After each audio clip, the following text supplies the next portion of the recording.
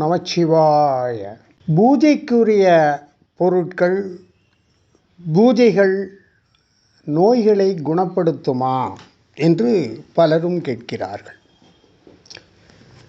நாம் செய்யும் பூஜைக்குரிய மந்திரங்கள், பூஜைக்கு உரிய பொருட்கள் இவை நோயை குணப்படுத்துமா?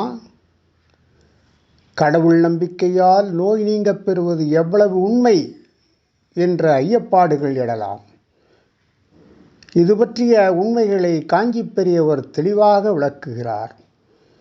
சௌந்தரிய லகரியில் உள்ள ஸ்லோகங்கள் பலவற்றை ஜபிப்பதனால் வியாதி நிவர்த்தியாகிறது.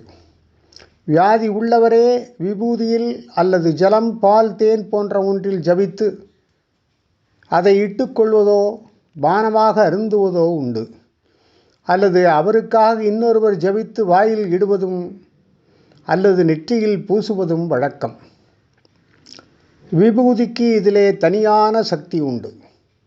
நாட்டுப்புறங்களில் வசிக்கும் மக்களும் கூட எந்த வியாதியானாலும் 90 என்ற திருநீற்றை வாங்கி இட்டுக்கொள்வதையும் வாயில் போட்டுக்கொள்வதையும் பார்க்கிறோம். பழனி ஆண்டவரின் மூர்த்தம் மூலிகைகளை இறுக்கி பண்ணியதேயாகும். ஆகையால் அவருக்கு அபிஷேகம் செய்கிற பொருட்களை வியாதி நிவர்த்திக்காக கொடுப்பது உண்டு. குருவாயூர் தைலம், திருச்சூர் நெய் என்ற பல திருத்தலங்களில் பிரசாதமாக தரும் பொருட்கள் மருத்துவ சக்தி உள்ளதாக இருக்கின்றன. வைத்தீஸ்வரன் கோவிலில் வைத்தியநாத சுவாமி என்ற பெயர் வைத்து கொண்டு பகவான் காட்சியளிக்கிறார். உப்பு, வெல்லம் முதலிய பொருட்கள் கரைகிற மாதிரி வியாதிகள் கரைவதால் அங்கே இப்பொருட்களை கரைப்பதாக வேண்டிக் கொள்வார்கள். பரமேஸ்வரனுக்கு பில்வபத்திரம், பெருமாளுக்குரிய துளசி, அம்பாளுக்கு முக்கியமாக மாரியம்மனுக்கு விசேஷமான வேம்பு ஆகிய இந்த 3 இலைகளையும் ஒரே அளவு சேர்த்து தினந்தோறும் தின்று வந்தால் போதும், எந்த வியாதியும் வராது என்கிறது நாட்டு வைத்தியம். அசையாத பக்தி இருந்தால் அதனால் எல்லா வியாதிகளிலிருந்தும் நாம் விடுபடலாம். அல்லது ரோகம், ஆரோக்கியம் ஆகிய எதுவென்றாலும் வித்தியாசமில்லை என்ற உயர்ந்த நிலையை சம்பாதித்து கொள்ளலாம். இதில் வைத்திய சாஸ்திரத்தில் பிடிபடாத மந்திரம், பிடிபடுகிற மூலிகைகள், வேம்பு, துளசி முதலான மருந்து சரக்குகள் எல்லாம் கலந்து வரலாம்.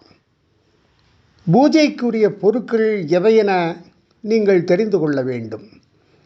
அபிஷேகப் பொருட்கள்: எண்ணெய், சாதாரண நீர், கும்பநீர், நெய், இளநீர், பன்னீர், சந்தனம், மஞ்சள் நீர், அன்னாபிஷேகம், சங்காபிஷேகம், பஞ்சகவ்யம், நவபாஷணமும் பஞ்சாமிர்தமும். பூஜைக்குரிய இலைகள்: துளசி, வில்வம், வேப்பிலை, மாவிலை.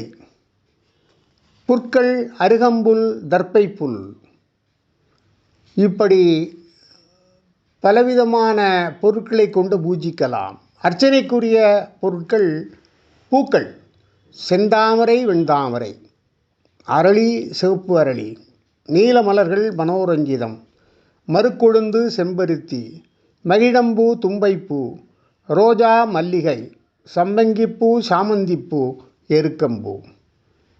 நிவேதனப் பொருட்கள்: பால், பழம், பாயசம், நீர்மோர், பானகம், வெண்பொங்கல், சர்க்கரை பொங்கல், வடை, சுண்டல், அவல், பொரிகடலை, வெண்ணெய், மோதகம், கரும்பு, அப்பம், சீடை, முறுக்கு, புளியோதரை, தயிர் சாதம், எள் சாதம், தேங்காய், வெற்றிலை பாக்கு.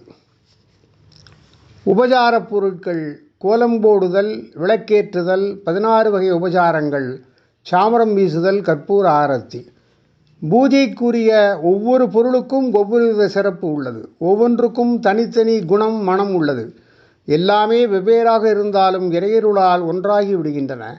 நாம் எப்படி வழிபட்டாலும் அதை ஏற்றுக்கொள்ள தயாராக இருக்கும் தத்துவ வடிவமான இறைவன் ஒவ்வொரு பொருளின் மூலமும் ஒவ்வொரு தத்துவத்தை விளக்குகிறான். இதை தெரிந்து கொண்டு நாம் இறைவனை பூஜிப்பதும் பூஜைப் பொருட்களை பயன்படுத்துவதும் நம்முடைய பக்திக்கு, வேண்டுதலுக்கு வெற்றியை கொடுக்கும். இறையருள் கிடைக்கும் என்பது உண்மை. ஓம் நமச்சிவாய.